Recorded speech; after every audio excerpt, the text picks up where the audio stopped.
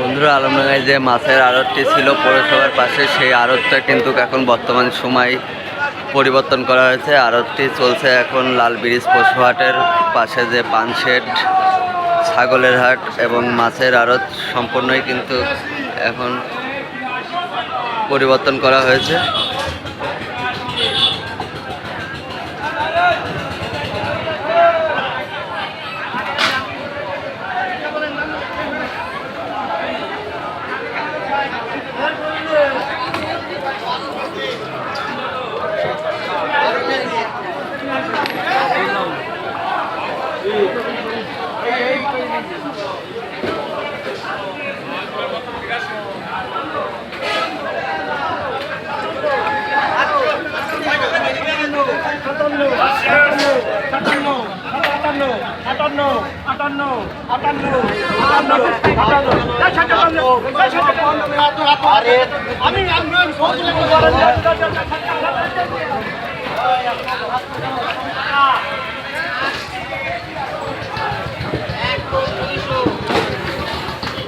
ভাই লোক চলছে